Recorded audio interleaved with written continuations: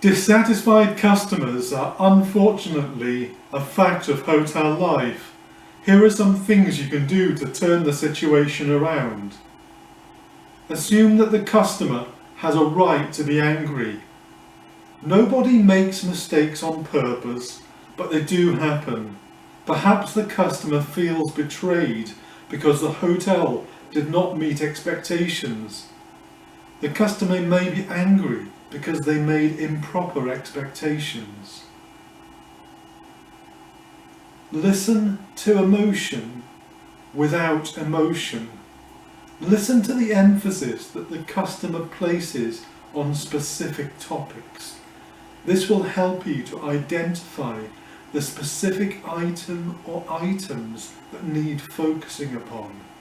Remember that any anger is not directed at you personally, even if the language is directed at you. Be patient.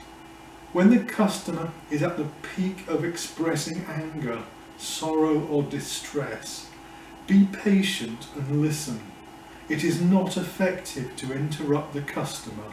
Rather, wait for the waves of emotion to recede and then use that opportunity to interject with reassuring comments.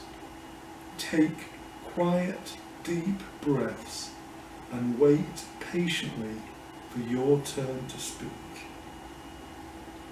Speak softly. If you encounter a loud and abusive customer, respond by speaking softly and with a steady tone.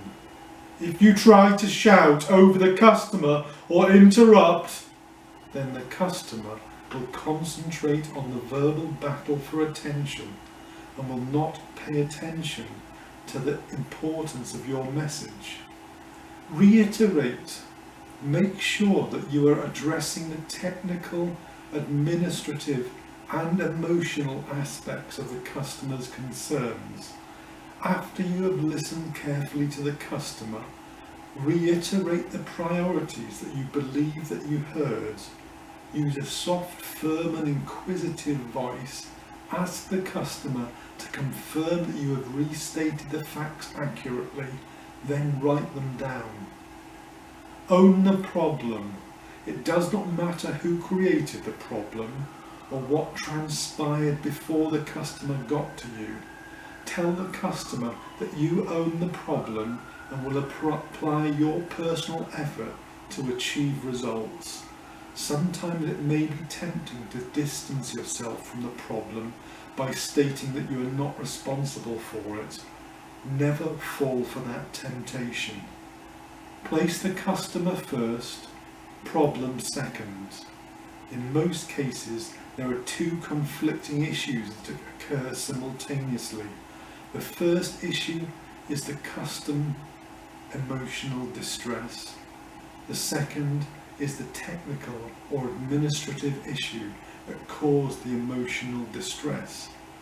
While it may seem logical to focus first on the technical or administrative issue that caused the emotional distress, it is important to acknowledge the customer anger first and the technical issue second. Look at what went wrong.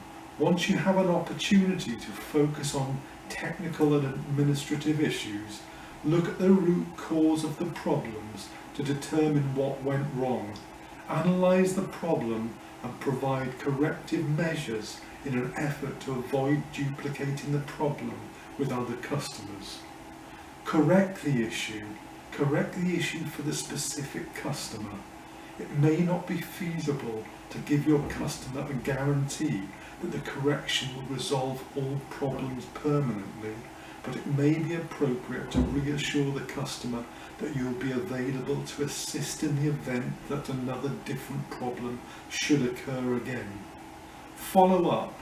When possible, follow up with the customer after sufficient time has elapsed to demonstrate that corrective action has been effective. A phone call or a personalised postcard demonstrates individual attention and acknowledgement.